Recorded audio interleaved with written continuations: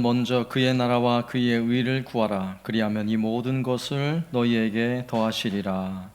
아멘. 다 같이 자리 일어나셔서 사도신경으로 신앙 고백드리며 예배를 시작하겠습니다.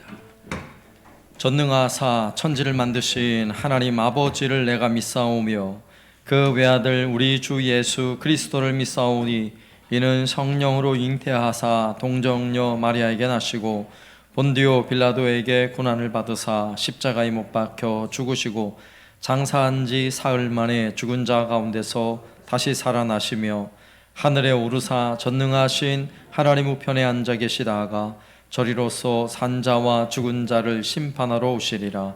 성령을 믿사오며 거룩한 공예와 성도가 서로 교통하는 것과 죄를 사하여 주시는 것과 몸이 다시 사는 것과 영원히 사는 것을 믿사옵나이다. 아멘.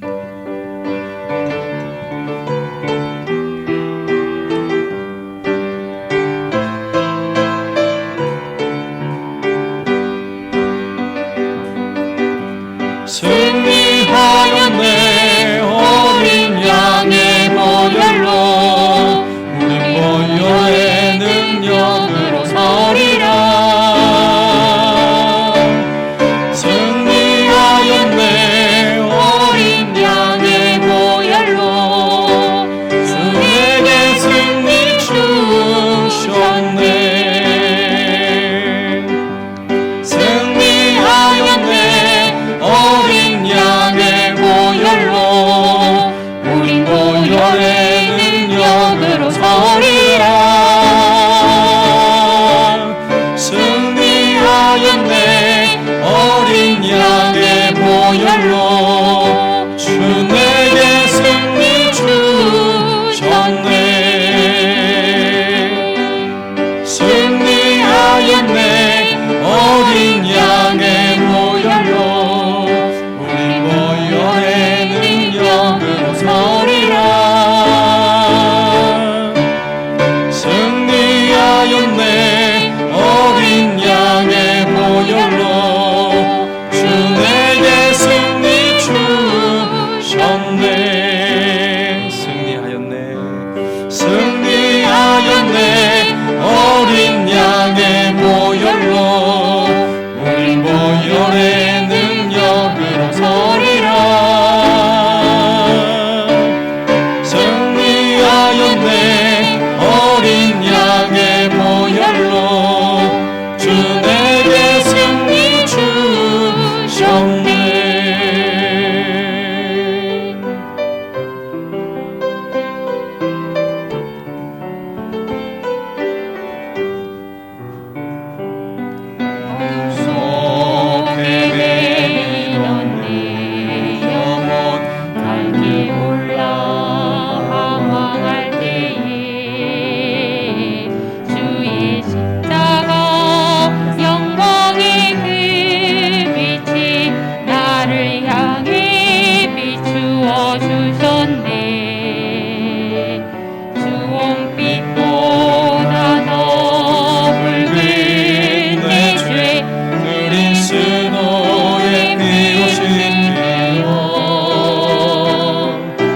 완전한 사랑 주님의 은혜로 새 생명 주께 얻었네. 은혜 아니면 나서지 못하네. 십자가의 그 사랑 능력 아니면 나서지 못하네. 은혜 아니면 나서지 못하네. 놀라운 사랑 그 은혜 아니면 나서지 못하네. 헤매이던 내 영혼 갈길 몰라 방황할 때에 주의 십자가 영광의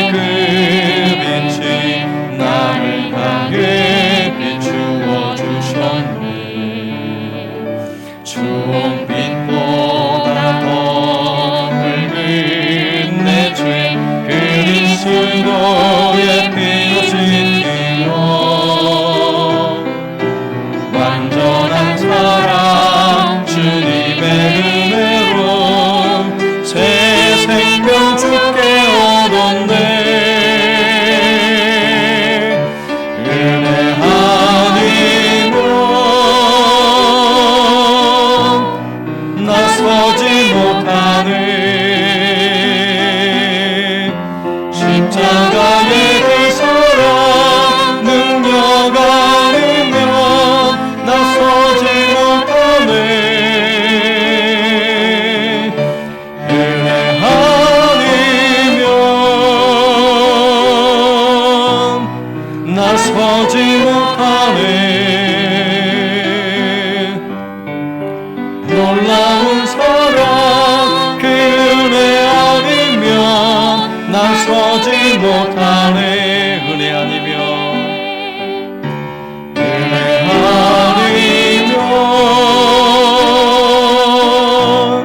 나서지 못하네. 십자가의 그 사랑 능력 아니면 나서지 못하네. 은혜 아니면 나서지 못하네. 놀라운 사랑 그 은혜 아니면 나서지 못하네.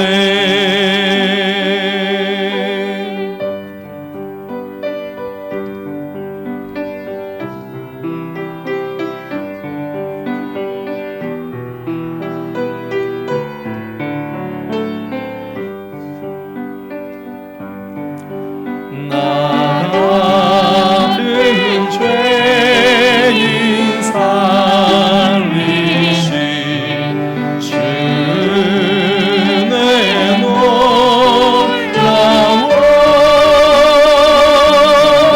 잃었던 생명 찾았고 광명을 얻었네. 큰 죄악에서 건지신 주의 고마워. 나 처음 믿는 그 시간 귀하고 귀하다.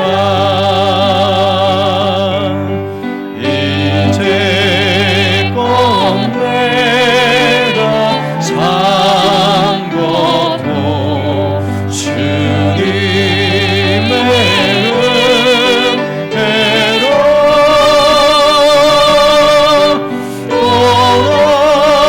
나를 장차 본향에 인도해 주시리.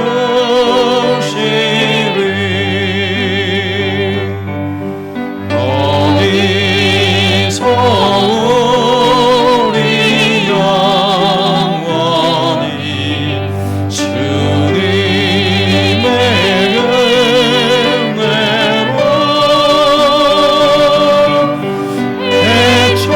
해처럼 밝게 살면서 주 찬양하리라.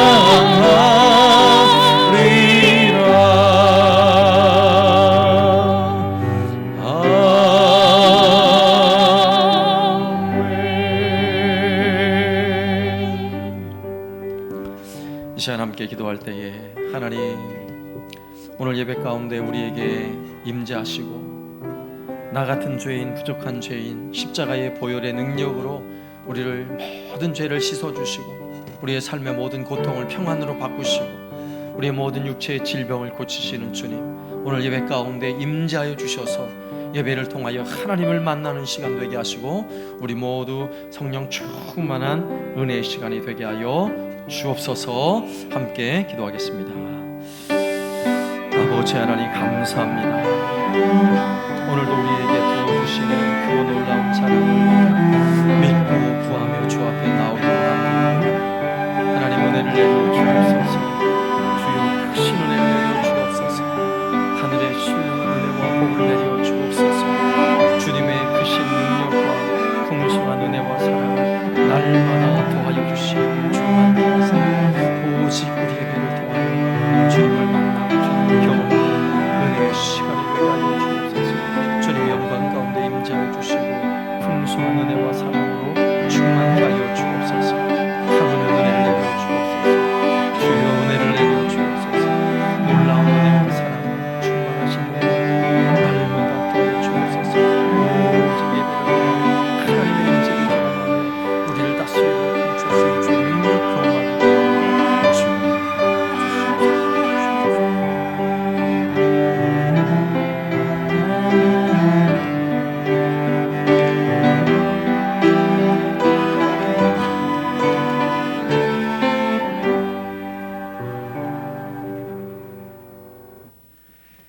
은혜가 풍성하신 하나님, 천지 만물이 소생하고 활짝 피는 5월에 주님께 기쁨으로 예배하도록 인도하신 주님의 은혜에 감사합니다. 오늘의 예배가 성령의 임재하심과 기름 부으시는 예배가 되게 하시고 하나님의 아름다우신 성품과 영광에 참여하는 축복된 시간이 되게 하옵소서. 주님의 은혜 안에 살면서 저희는 삶이 피곤하고 힘들다며 만족을 모르고 살고 있습니다. 주님 앞에 서기에 부끄러운 우리를 주님의 보혈로 정결케 하옵소서. 용서받는 기쁨으로 주님이 원하시는 길을 걷게 하옵소서. 세상을 이길 능력을 허락하시고 십자가의 사랑을 덧입혀 주옵소서. 주님만 예배하는 이 시간, 하나님이 언제나 우리와 함께 하신다는 굳건한 믿음을 가지고 육신을 이기고 세상을 이기는 담대한 주님의 백성으로 서게 하옵소서. 이 시간 특별히 주님께서 귀히 쓰시는 목사님을 단위에 세우사 말씀을 증거하게 하셨사오니 인간의 연약함은 모두 십자가에 감추시고 성령의 두루마리기를 입히사 말씀의 능력을 주옵소서. 목사님의 입술을 통해 나오는 말씀으로 우리가 감화를 받고 마음이 뜨거워지게 하옵소서. 믿음이 연약한 성도들에게는 확고한 믿음을, 시험 중에 있는 성도들에게는 이겨낼 수 있는 확신을 주셔서 더욱 굳건한 믿음으로 충만하게 하옵소서. 주님의 피값으로 세우신 한사랑교회에 말씀으로 충만하게 하옵소서. 믿음이 식어가는 이 시대에 주님의 희생을 생각하며 그리스도의 향기를 내는 우리 교회가 되게 하옵소서. 5월은 가정의 달입니다. 이 땅에 하나님을 경외하는 터전으로 가정을 세워주시고 서로 화목하며 사랑하게 하시니 감사합니다. 서로 사랑하는 가운데 가정 안에서 천국을 맛볼 수 있게 하옵소서. 그리스도께서 우리를 섬기셨던 것처럼 기쁨으로 서로를 섬기고 그리스도께서 우리를 이해하고 용납하셨던 것처럼 온 가족이 서로 포용하는 가정이 되게 하옵소서. 부모는 가정의 울타리를 든든히 하고 자녀는 부모의 교훈에 귀 기울여 순종하는 은총을 받게 하옵소서. 행복하고 사랑하는 부부의 모습을 통해 부모로부터 올바른 가치관을 배워 훌륭한 성인으로 성장하게 하옵소서.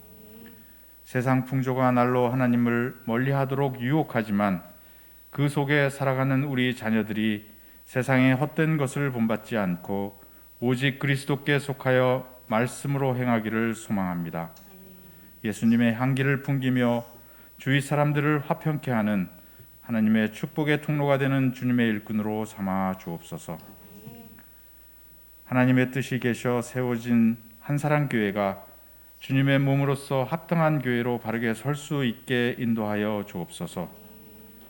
코로나로 인해 사람들이 모이는 것이 죄악시되고 있어 교회마다 제 역할을 다하지 못하고 소중한 예배가 위축되고 있습니다.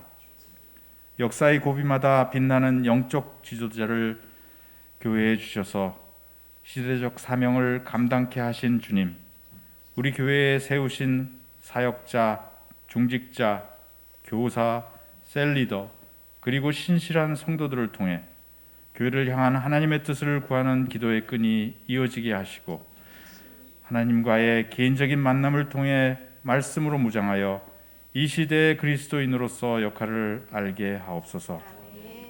우리 성도들이 머무는 자리에 예수님의 화평이 나타나며 복음으로 세상을 변화시켜 나가는 일꾼으로 쓰임받게 하옵소서.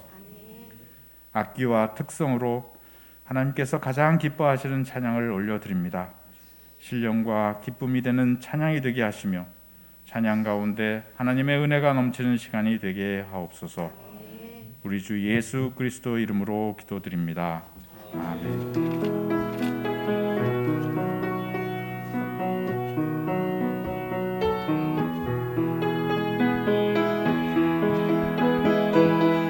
찬양하며 예물 드리겠습니다.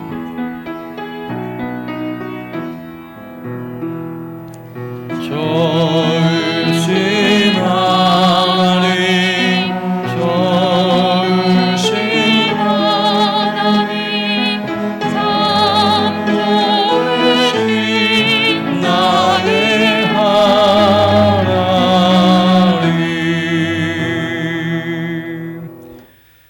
지금까지 부모님을 지켜주시는 은혜에 감사드립니다. 오직 주만 위하여 남은 인생 살아가도록 지켜주소서. 매일 감사하며 살게 하심을 감사합니다. 범사에 감사합니다. 하나님 아버지 감사합니다. 오늘도 하나님을 섬겨 예배할 수 있는 이 귀한 은혜 우리에게 허락하여 주시고, 우리 몸과 마음을 다하여 하나님을 예배케 하여 주시고, 또한 이렇게 귀한 예물 하나님께 올려드리며 우리 하나님의 이름을 높여드릴 수 있도록 복을 허락하여 주심을 감사합니다. 오늘도 주 앞에 드리는 이 모든 예물을 우리 하나님 받아 주옵소서. 주 앞에 드리는, 즐거이 드리는 모든 손길 위에 주께서 복에 복을 더하사 가정마다 쓰고도 넉넉함이 있는 물질의 복으로 채워주시고, 날마다 하늘의 신령한 은혜와 복으로 채워 주옵소서. 오늘도 예배하는 이 시간 주 앞에 드려 하나님 앞에 쓰임받는 이 예물처럼 우리의 몸과 마음을 주께 드립니다. 우리의 삶이 주 앞에 온전히 헌신하여 주 앞에 쓰임받는 믿음의 일꾼 되게 하여 주옵소서. 예수님의 이름으로 기도드리옵나이다. 아멘. 광고 드리겠습니다. 코로나19 상황이 계속 좋지 않은 상황이고요. 오늘까지 현재 지침상으로는 오늘까지 20명 미만으로 예배를 드리도록 되어 있습니다. 이번 주 중에 또 되는 상황을 잘 고려하여서 어떻게 될지에 대한 내용은 다시 안내해 드리도록 하겠습니다. 그리고 어려운 때일수록 또 하나님을 예배하는데 또 힘쓰시기를 부탁드리고요. 우리가 지난 주간에는 어린이 주일을 맞아서 주일학교에서는 어린이들에게 선물을 전달했고요. 또 오늘은 어버이 주일을 맞아서 교회 만 70세 이상 어른들을 위한 선물이 준비되어 있습니다. 새가족실에서 받아가시면 되겠고요. 만 70세 이상입니다. 꼭 받아가시고, 그리고 매주 목요일마다 교회 내부 외부 방역과 청소, 그리고 풀도 보고 꽃도 심고 하는 봉사하는 일들이 계속 진행되고 있습니다. 또 시간이 되시는 분들을 함께 참여해 주시면 감사하겠고요. 또 말씀 또 훈련 받으시는 분들, 그리고 주일학교 통해서 우리 자라나는 다음 세대, 자녀들 세대가 말씀으로 잘 훈련되어서 또 하나님의 든든한 일꾼 될 수 있도록 또 기도로 섬겨주시면 감사하겠습니다. 자, 오늘 예배 후에 또 돌아가실 때는요, 우리 김경옥 집사님 떡과 음료를 준비하셨습니다. 가실 때 또 잘 받아가셔서 맛있게 드시기 바랍니다. 네, 오늘 또 하나님께 드려지는 특별 찬양은 우리 황지호 어린이 하나님께 찬양 드리겠습니다.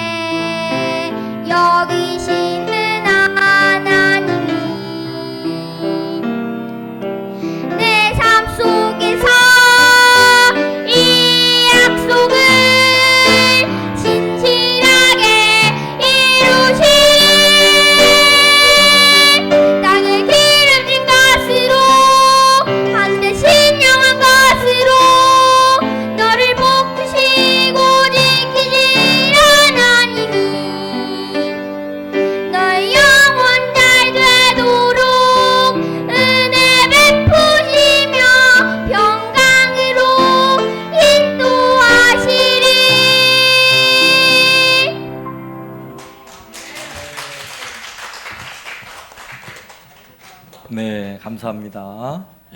우리의 속을 시원하게 해주는 또 하나님 기뻐 받으시는 찬양 감사합니다. 자, 역대하 5장 10절 말씀입니다.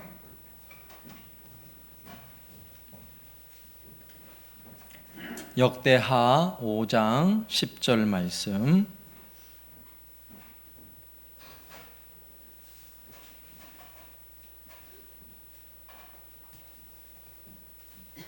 구약성경 661쪽 역대하 5장 10절 말씀 제가 봉독합니다.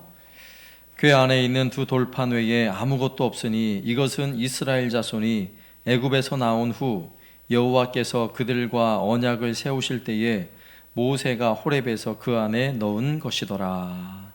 아멘. 오늘 우리가 읽은 이 5장의 말씀은 솔로몬이 성전을 짓고 하나님의 언약궤를 성전 안에 모시는 장면을 기록하고 있는 말씀입니다. 여러분, 그 화려한 성전에 하나님의 언약궤를 모신 이 사건이 너무나 중요한 사건이고, 또 구약 성경에 보면 언약궤가 가지는 그 중요성은 이루 말로 다 할 수가 없죠. 그래서 오늘은 이 언약궤가 어떻게 만들어졌고 또 결국은 어떻게 사라지는지에 대한 내용을 5단계로 나눠서 언약궤 이야기를 함께 나눠보려고 합니다. 먼저 첫 번째는요, 광야에서 만들어진 언약궤예요. 자, 이스라엘 백성들이 애굽에서 지내다가 모세와 함께 애굽을 나왔어요. 그리고 시내산에 머물고 있을 때, 시내산 아래 시내 광야에 머물고 있을 때에 약 11개월 동안 머물고 있었는데, 그때 하나님은 모세에게 성막을 지으라고 말씀하세요.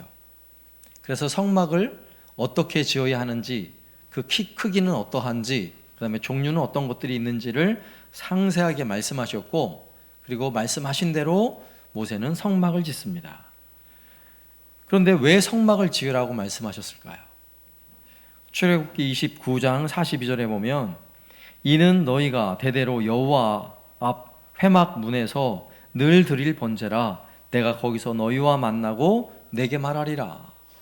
하나님이 하나님의 백성을 만나겠다, 내가 말하겠다, 그래서 성막을 지으라고 말씀하시는 거예요.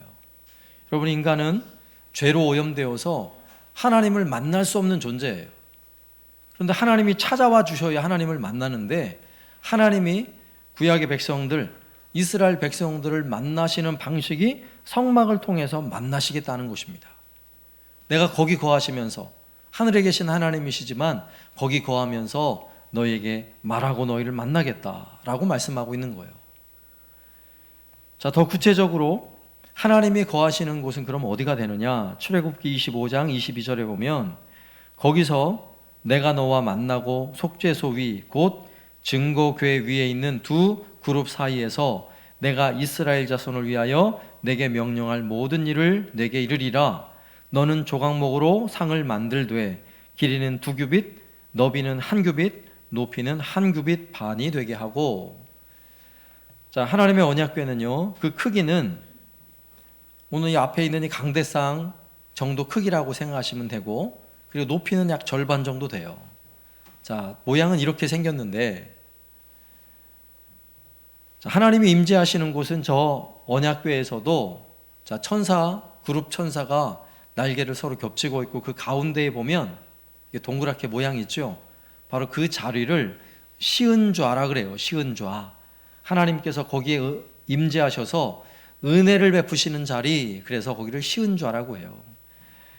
바로 저기에 하나님이 거하셔서 이스라엘 백성을 만나주시고 은혜를 베푸시는 거예요. 그래서 이 구약에 등장하는 하나님의 언약궤는 하나님과 거의 동일시예요. 하나님이 거기 거하시니까. 광야에 있던 이스라엘 백성들은 저 언약궤로부터 구름 기둥과 불 기둥이 피어오릅니다. 그래서 직접 언약궤를 만지거나 다가갈 수는 없지만, 야, 저기 언약궤로부터 하나님의 구름 기둥과 불 기둥이 피어오르는구나, 언제든지 알 수 있는 거죠. 고개만 들어 보면 아는 거예요.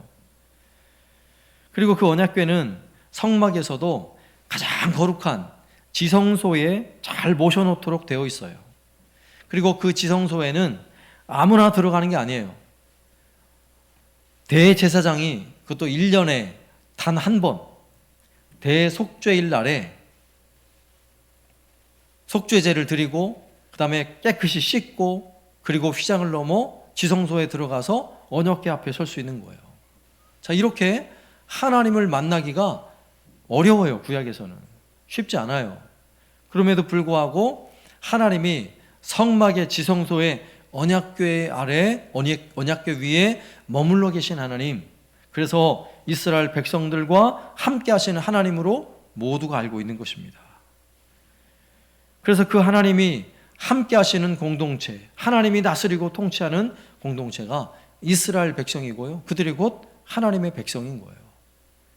그래서 하나님이 언약궤 위에 거하신다라고 할 때는 이스라엘 백성은 하나님의 백성이 되고 하나님은 나는 너희의 하나님이 되어주겠다 하는 매우 중요한 의미를 가지고 있는 것입니다. 그런데 이 언약궤는 그것이 너무나 거룩한 성물이어서 함부로 대할 수 없고 이동할 때에는 반드시 제사장들이 어깨에 메고 이동하도록 되어 있어요. 그것이 율법이었죠. 자, 이것이 처음 언약궤가 만들어진 상황이 광야에서 이렇게 해서 만들어진 것입니다. 그럼 두 번째는 이러한 언약궤가 엄청난 사건이 벌어졌어요. 이 언약궤를 이방 민족에게 빼앗긴 사건이 벌어지죠. 그 시기는 사사시대 말기예요.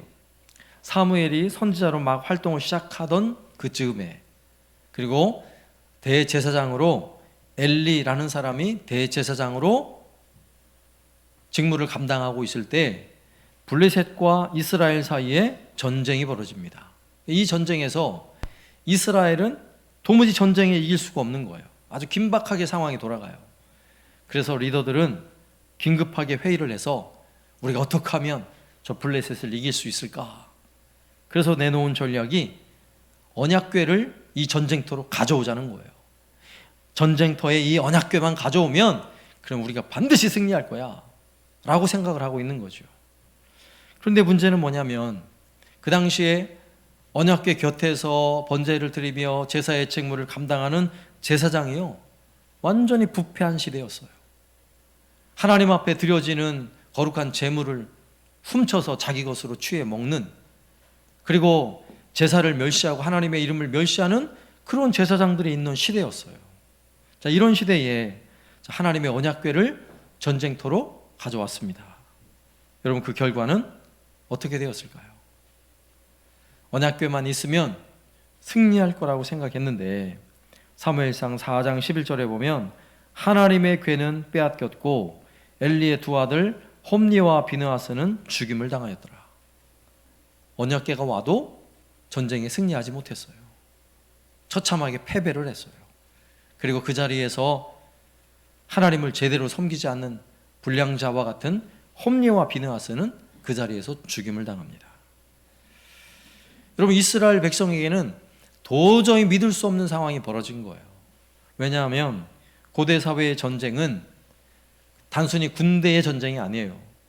신과 신의 전쟁이에요. 더군다나 하나님의 언약궤를 빼앗겼잖아요. 온 세상 우주 만물을 창조하신 하나님이 여러분 블레셋 신에게 진 거예요. 패배한 거예요. 여러분, 이게 말이나 됩니까? 이스라엘 백성은 큰 충격에 빠졌습니다. 그런데 하나님의 언약궤는 블레셋 병사들에 의하여 블레셋 아스돗이라는 도성으로 갔고요, 거기에 있는 다곤 신전에 잘 모셔두었어요. 블레셋 사람들이 섬기는 다곤 신을 섬기는 그 신전에 잘 모셔두었는데 하룻밤이 지나고 나자 놀라운 일이 벌어졌어요. 다곤 신을 섬기는 제사장이 가서 보니까 다곤 신상이 언약궤 앞에 땅에 얼굴을 대고 납작 엎드려 있는 거예요. 이게 세상에 이런 일이죠. 깜짝 놀라서 다시 신상을 잘 세워서 모셔놓았어요. 그리고 또 하룻밤이 지났어요. 다음 날 또 가서 보니까 이건 기겁할 일이 생긴 거예요. 다곤 신상에 머리가 나뒹굴고 손목이 잘려있고, 그리고 언약궤 앞에 또 납작 엎드려 있는 것입니다. 그리고는 그 아스돗 지역에 전염병이 돌기 시작해서 수많은 사람들이 병에 걸려 죽기 시작하는 것입니다.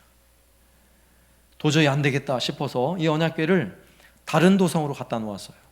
그랬더니 거기서도 전염병이 돌아서 수많은 사람이 죽어요. 또 다른 곳으로 옮겼어요. 거기서도 죽어요. 어디로 갈 수 이제 없어요. 모두가 안 된다고 반대를 하는 상황이에요. 그래서 블레셋의 리더들은 다시 논의를 해서 소가 끄는 수레에 많은 그런 재물들을 올려놓고, 그리고 그 언약궤가 어디로 가나 하고 소를 풀어 놓았어요. 그 소가 어디로 갔습니까? 벳세메스로 갔어요. 이스라엘 땅으로 좌로나 우로나 치우치지 않고요, 이스라엘 땅으로 들어간 거예요. 여러분, 군대가 전쟁에서 패배할 수는 있어요. 그러나 하나님은 절대로 패배하는 분이 아니십니다. 우리는 때로는 실패할 수 있어요. 그러나 하나님은 절대로 실패하지 않는 분임을 우리는 믿습니다. 자, 그리고 나서 이 하나님의 언약궤는 이스라엘 땅의 기랏 여아림이라는 도성에 아비나답의 집에 머물게 됩니다. 거기에서 20년 동안 머물게 되는데, 그 사이에 세상이 바뀌었어요. 다윗이 왕이 되었고, 그리고 세 번째는 다윗이 이 언약궤를 다윗성으로 옮겨오는 사건이에요. 자, 이 엄청난 사건, 다윗이 언약궤를 다윗성에 모시고 싶은 그 간절한 마음으로 하나님의 언약궤를 짐승이 끄는 수레에, 새 수레를 만들어서 수레에 언약궤를 모시고 그리고 다윗성을 향하여 오는 길이었어요. 아비나답의 집에 두 아들이 있었는데 그 아들은 아효와 우사예요. 큰아들 아효는 앞에서 끌고 우사는 뒤에서 밀고 그러며 수레를 끌고 가는데, 갑자기 소가 뛰는 바람에 언약궤가 땅바닥으로 떨어지려고 하는 거예요. 뒤에서 쫓아가던 우사가 그 언약궤에 손을 탁 대는 순간 어떻게 됐습니까? 그 자리에서 죽고 말았어요. 다윗은 하나님의 언약궤를 모셔오려는 그 기쁨이요, 순식간에 두려움으로 변해버렸어요. 그리고는 더 이상 그 일을 진행할 수 없어서 하나님의 언약궤를 오벳 에돔의 집에 머물게 하죠. 그리고 3개월을 지켜보는데 하나님의 언약궤가 머물고 있는 그 오벳 에돔의 집에 하나님이 엄청난 복을 주시는 거예요. 그래서 다윗은 다시 힘을 내서 하나님 말씀에 기록된 대로 하나님의 언약궤를 이동할 때는 제사장들의 어깨에 메고 오라는 말씀대로 제사장들을 세워서 그리고 어깨에 메고 다윗성으로 모셔오게 된 것입니다. 그래서 다윗성에 천막을 치고 그 아래 하나님의 언약궤를 모셔놓았어요. 근데 그러던 어느 날 다윗이 백향목 궁으로 지은 그 궁궐을 거닐다가 갑자기 하나님의 그 언약궤가 생각났어요. 하나님의 언약궤는 천막 아래 이렇게 초라하게 있는데 나는 이렇게 백향목궁에 거하는구나. 그 마음이 너무나 안 좋았어요. 그래서 내가 하나님을 위하여, 언약궤를 위하여 성전을 지어드리겠다는 마음을 가진 거예요. 그런데 하나님은 그런 다윗의 마음을 거절하셨어요. 그리고 다윗에게는 너희 아들 솔로몬이 성전을 짓게 될 것이라고 말씀하셨어요. 그래서 다윗은 그 아들 솔로몬이 성전을 잘 지을 수 있도록 많은 건축 재료들을 다 철저하게 준비를 해놓은 거예요. 죽기 전까지. 그리고 성전에서 쓰는 수많은 금과 은, 그리고 금은 보화들을 잘 준비해 놓고, 그리고 백성들에게도 성전을 건축하기 위해서 즐거운 마음으로 드릴 사람들 헌금을 드리라. 그러니까 많은 백성들이 함께 예물을 드려서 건축을 잘 할 수 있는 예물이 넘쳐났어요. 여러분, 다윗 시대는 이스라엘의 전 시대를 거쳐 최고의 전성기죠. 다윗은 하나님의 언약궤를 소중히 여기는 것, 여러분 그것은 하나님을 소중히 여기는 마음이죠. 여러분 그 마음을 가지고만 있어도 하나님은 다윗에게 얼마나 은혜와 복을 많이 주시는지, 다윗은요 굳이 언약궤 끌고 전쟁터 가지 않아도 돼요. 가는 곳마다 어떻게 하셨어요? 이기게 하셨더라, 이기게 하셨더라. 전쟁에, 수많은 전쟁에 승리케 하셨어요. 하나님은. 여러분 이게 은혜 아닙니까? 다윗은요 하나님의 언약궤를 가까이 두는 것은 곧 하나님을 가까이 두는 거예요. 하나님의 통치를 받고 하나님의 다스림을 받는 것입니다. 그러니 다윗이 다스리던 시대에 이스라엘은요, 최고의 부강한 나라가 되었고요, 평화의 나라가 되었던 것이죠. 그리고 네 번째 이 언약궤 사건은요, 이제 그 언약궤를 솔로몬이 성전을 건축하고 솔로몬이 지은 그 성전에 모셔오는 사건이에요. 오늘 우리가 읽은 본문 역대하 5장에 기록되어 있는 말씀인데, 아버지 다윗이 그토록 원했던 성전을 건축했습니다. 건축된 성전은요, 멋지고 화려하고 아름다운 성전이에요. 그 성전이 드디어 완공되었습니다. 성전 안에서 사용되는 거의 모든 기구들도 새롭게 만들었어요. 노수로 된 아주 규모가 큰 제단을 만들었고, 노수로 만든 큰 물두멍을 만들었어요. 그리고 성소 안에서 쓰는 수많은 기구들, 금으로 된 등잔과 분향단과 떡상을 만들어 놓았어요. 그리고 성전 내부는요, 금으로요, 도배를 했어요. 금으로. 여러분, 이 성전을 건축하는 데만 7년의 세월이 걸렸어요. 여러분, 이미 재료가 다 준비되었는데 짓는 데만 7년이 걸렸다는 것은 굉장한 시간이 걸렸다는 이야기죠. 그리고 동원된 인부만 15만 3천 명, 그리고 최고의 건축기술자, 최고의 목공, 최고의 석공, 그들이 동원되어서 어느 나라 어느 민족에도 찾아볼 수 없는 아주 멋지고 화려한 성전을 지은 거예요. 어떤 분이요, 이 성전을 건축하는데 얼마나 들었나 이미 계산을 한 분이 계시더라고요. 우리가 수고하지 않아도 이미 다 계산해놔서 감사하죠. 그분이 하는 얘기가, 광야에서 지었던 성막은요, 우리나라 돈으로 약 7억 원 정도 건축비가 들었을 것으로 예상을 해요. 그러면 솔로몬이 지은 성전은 얼마나 들었을까요? 기대하시라. 48조예요. 48조. 별로 안 놀라시는데, 예? 이게 얼마나 되냐면요, 요즘에 아파트 평당 가격이 얼마나 됩니까? 보통 한 2천만 원 정도 잡죠. 솔로몬의 성전은 평당 가격이요, 얼마인 줄 아세요? 6,500억. 그래도 안 놀라시네. 평당 6,500억이에요. 6,500만 원이 아니라 6,500억 한 평에. 여러분, 솔로몬이 지은 성전이요, 이렇게 많은 비용이 들고 많은 시간을 들여서 정말 정성껏 성전을 건축했어요. 왜 그랬을까요? 여러분, 성전을 건축한 이유가 무엇입니까? 그 이유는 딱 한 가지예요. 그 성전에 무엇을 모시기 위해서입니까? 하나님의 언약궤를 모시기 위해서죠. 그 성전의 거룩한 지성소에 하나님의 언약궤를 모셔놓아야 하는 거예요. 왜요? 바로 그 언약궤는 하나님이 거기 임재하시잖아요.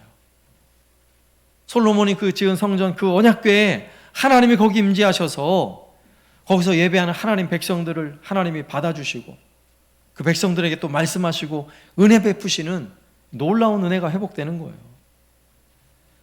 그런데 오늘 우리가 처음에 읽었던 역대하 5장 10절 말씀에 보면요, 말씀을 이렇게 기록하고 있어요.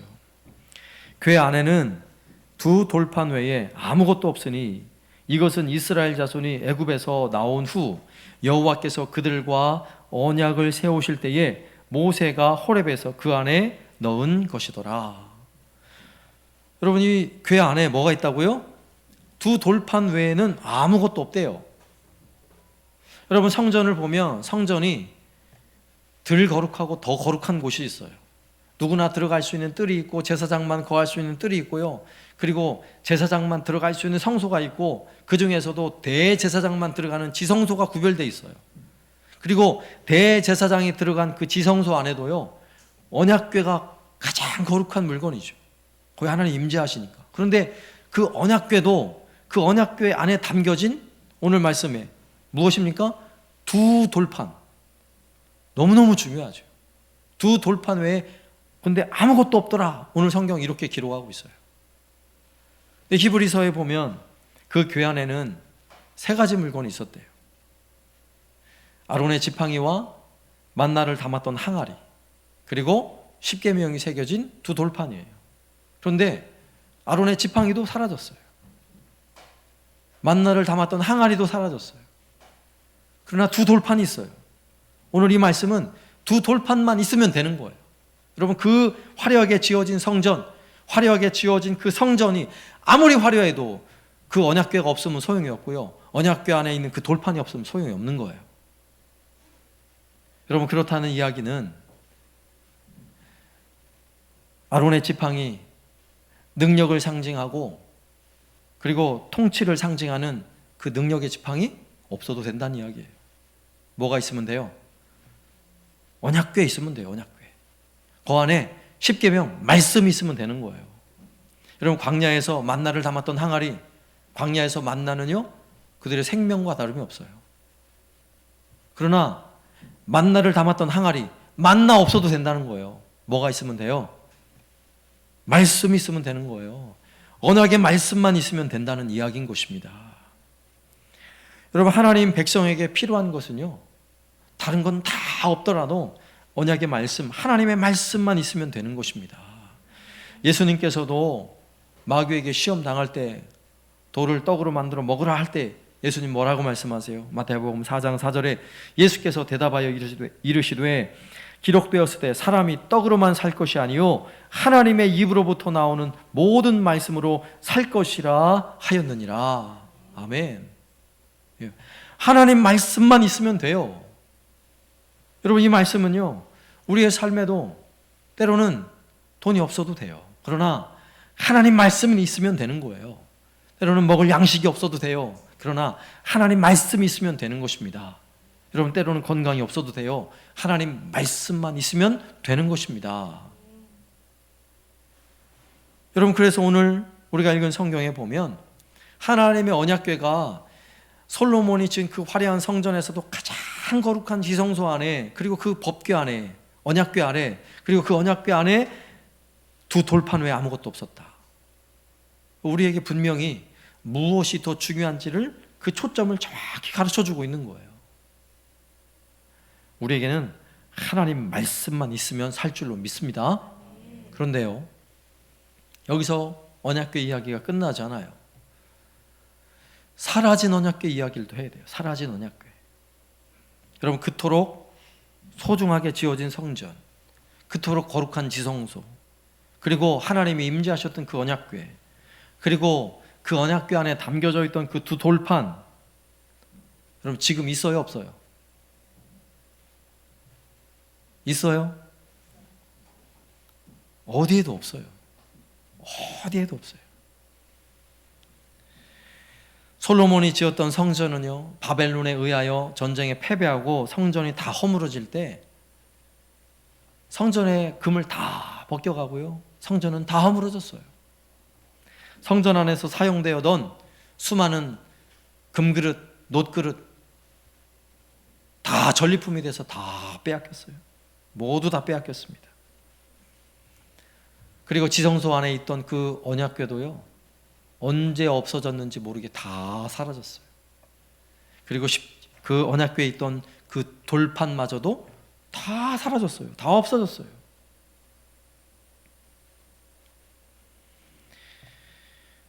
여러분, 세월이 지나고 예수님 당시에도요, 이스라엘 백성들은 성전을 소중히 여겨서, 성전 짓는 게 소원이죠, 그들이. 그래서 헤롯 왕이 성전을 지었어요. 무려 86년 동안 지은 성전은 그 규모와 크기는요 어마어마했어요. 솔로몬의 성전보다 더 큰 성전을 지었어요. 그런데 그 성전마저도요, AD 70년에 예수님의 예언처럼 돌 위에 돌 하나 남지 않고 다 허물어졌어요. 그리고 사라졌어요. 그리고 바로 그 성전이 세워져 있던 그 성전터는요, 지금은 이슬람 사원이 세워져 있어요. 이슬람 사원이. 여러분, 한번 생각해 보세요. 그렇게 소중하게 여겨왔던 것들이 왜 다 사라졌을까요?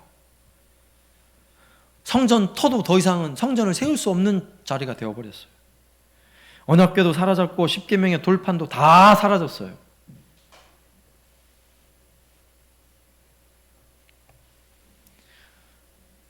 중요한 것은요, 언약궤가 중요한 게 아니라, 그 언약궤에 담겨진 두 돌판이 중요한 게 아니라, 그 안에 담겨져 있는 말씀의 내용이 중요한 거예요. 우리에게 들려주시는 하나님의 말씀의 내용이 중요한 것입니다. 여러분, 돌판은 사라졌지만 하나님의 말씀은 영원히 우리에게 있어요. 여러분, 기록된 하나님의 말씀이 우리에게 있잖아요. 이사야 40장 8절에 보면 풀은 마르고 꽃은 시드나 우리 하나님의 말씀은 영원히 서리라. 우리 하나님의 말씀은 영원한 것입니다.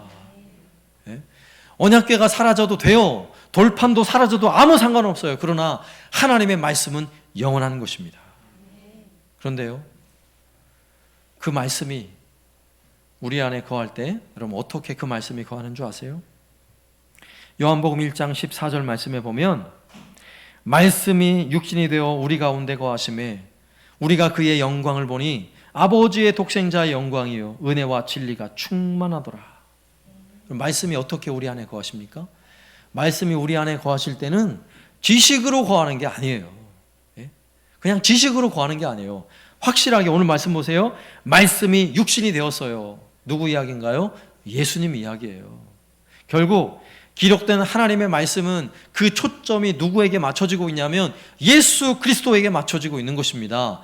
이 기록된 모든 말씀의 내용이 결국 예수 그리스도께서 우리의 육신의 몸을 입고 이 땅에 오심으로 하나님의 말씀이 세상에 오신 거예요. 그리고 그 말씀은요, 우리 안에 거하시는 거예요. 우리 안에. 우리가 그의 영광을 보니 아버지의 독생자의 영광이요 은혜와 진리가 충만하더라. 이제는 말씀이 육신이 되어 우리 안에 거하시는 예수 그리스도, 그분이 우리 안에 거하시게 된 것입니다. 이제는 사람의 손으로 지은 성전이 필요가 없어요. 왠지 아세요? 우리 안에 주님, 말씀이 육신이 되어 우리 안에 거하시는 우리 예수님이 거하시니까. 여러분, 화려한 성전을 지었던 이스라엘 백성들은요, 건물로 된 성전은 좋아했지만 하나님을 좋아하지 않았어요.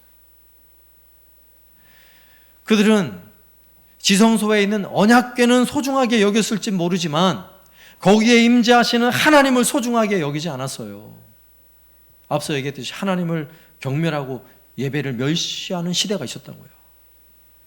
결국 그러다가 성전은 아무리 값비싼 성전을 지어 놓았다 할지라도, 아무리 화려하게 지어 놓았다 할지라도 다 허물어지고 만 거예요.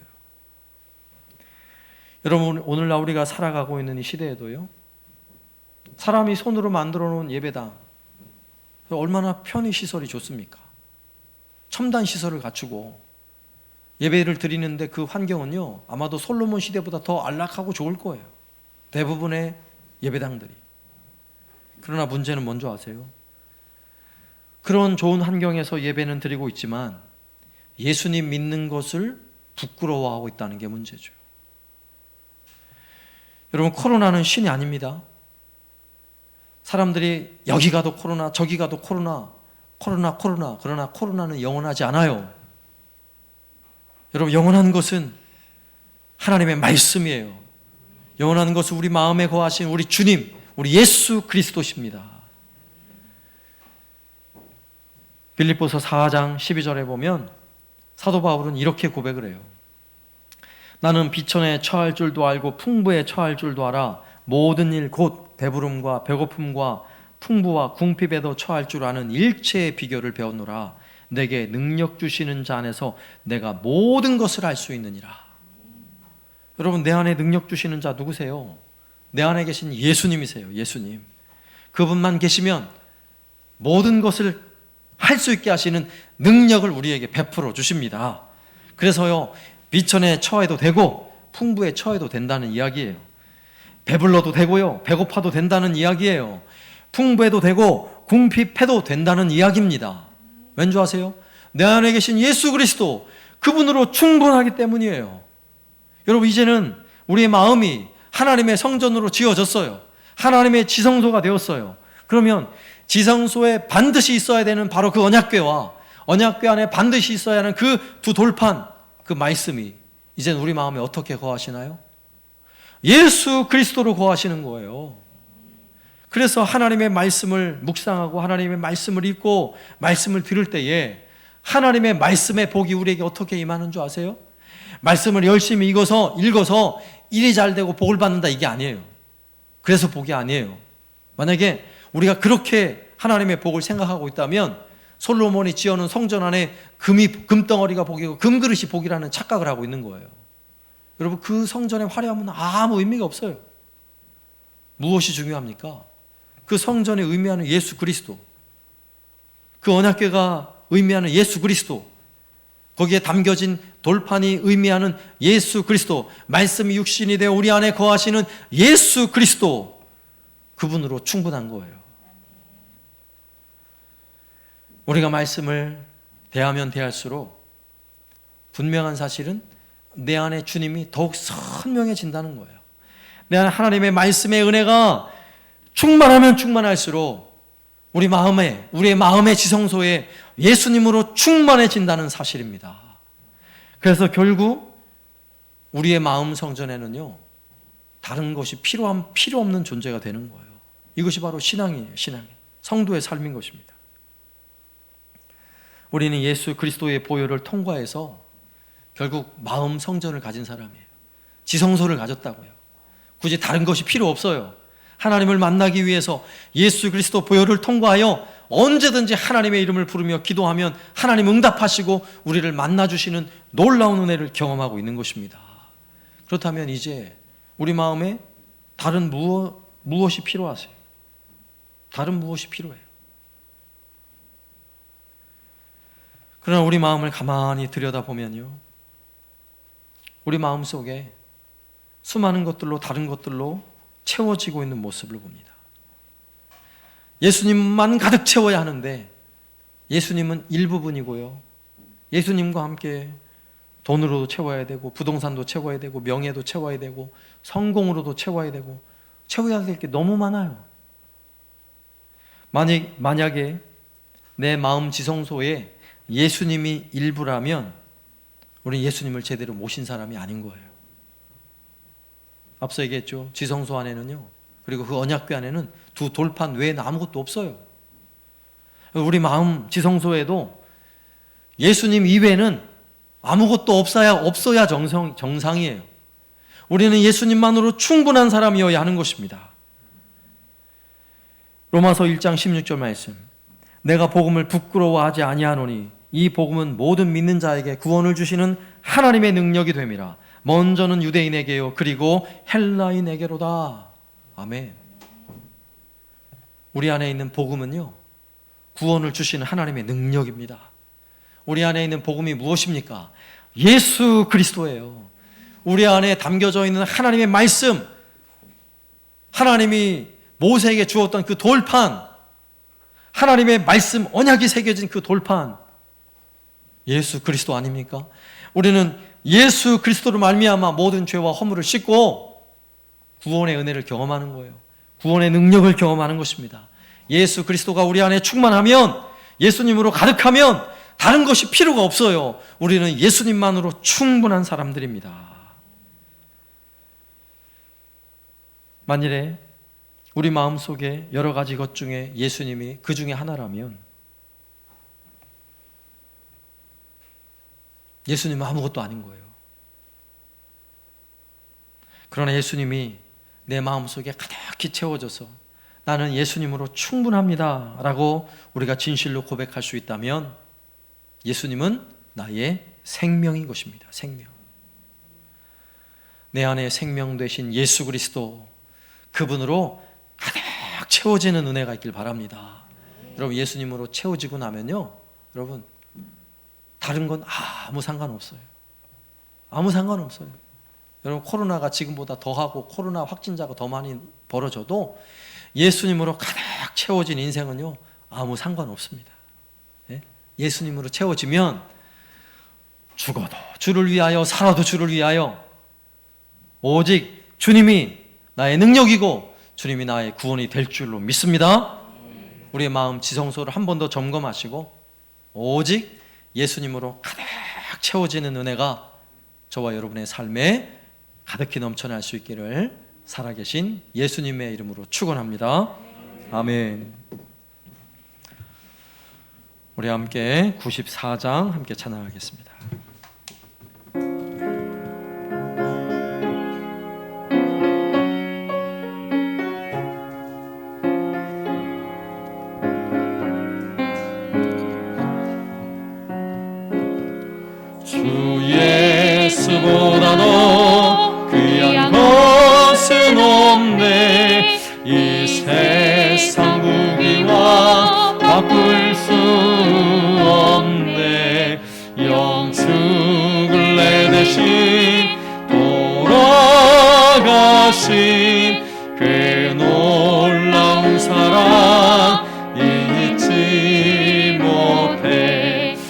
세상 즐거움 다 버리고 세상 자랑 다 버렸네. 주 예수보다도 귀한 것은 없네. 예수밖에는 없네. 주 예수보다도 귀한 것은 없네. 이 세상 명예와 바꿀 수 없네. 이전에 즐기던 세상 일도 주 사랑하는 마음 맺지 못해. 세상 즐거움 다 버리고 세상 자랑 다 버렸네. 주 예수보다도 귀한 것은 없네. 예수밖에는 없네. 주 예수보다도 귀한 것은 없네. 이 세상 행복과 바꿀 수 없네. 유혹과 핍박이 몰려와도 주 섬기는 내 맘 변치 않아. 세상 즐거움 다 버리고 세상 자랑 다 버렸네. 주 예수보다도 귀한 것은 없네. 예수밖에는 없네. 아멘. 오늘 말씀을 생각하며 함께 우리 마음으로 결단하며 기도하겠습니다. 우리는 예수님으로 충분한 사람들이에요. 여러분, 예수님만 있으면 돼요. 예수님이 우리의 생명이십니다. 여러분, 다른 데 생명 있는 게 아니에요. 오직 복음이 구원이고 복음이 능력이에요. 근데 우리 마음속에, 우리의 마음 지성소에 예수님과 함께 다른 수많은 것들을 동시에 쌓아놓고 있다는 것은 우리가 불신앙의 시대를 살아가고 있다는 거예요. 우리가 회복해야 할 것은 바로 이것입니다. 예수님으로 충만케 하여 주옵소서. 오직 예수님만으로 가득 우리의 마음 지성소가 가득히 채워지게 하여 주옵소서. 우리 마음으로 결단하며 함께 기도하겠습니다. 하나님 아버지, 감사합니다. 오직 예수님으로 우리의 마음이 가득 채워져 우리 주님과 늘 동행하며 살고, 오직 우리 주님 때문에 우리의 마음이 기쁘고 행복한 삶을 살아가기 원합니다. 주님, 우리가 이 땅에 썩어지고 없어질, 그리고 사라질 수많은 것들을 붙잡고 살지 않게 하여 주옵소서. 오직 영원히 말씀이 육신이 되어 우리 안에 거하시는 예수 그리스도 주님의 이름을 굳게 붙잡게 하여 주옵소서. 오직 주의 말씀이 우리의 삶의 능력이 되게 하시고 우리 마음에 모시고 주님과 늘 동행하며 살아갈 수 있는 놀라운 은혜를 허락하여 주시고, 오직 주의 영광, 주의 이름을 위하여 힘을 다하여 하나님을 섬기며 예배하는 주의 백성 되게 하여 주시고, 참된 예배가 되게 하여 주시고, 놀라운 은혜와 풍성함으로 날마다 채워 주시옵소서.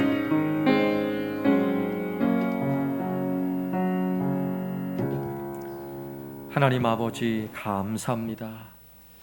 하나님의 크신 사랑, 그 놀라운 은혜, 오늘 구약의 백성들에게는 하나님이 임재하시는 지성소의 언약궤를 통해 하나님 그들을 만나주시고 그들에게 은혜 베푸셨던 하나님, 오늘날 우리가 살아가는 이 시대에 우리 몸을 성전 삼아주시고 우리의 마음이 지성소 되게 하시고 그 마음에 우리 주님을 모시며 살아갈 수 있는 은혜 허락하여 주심을 감사합니다.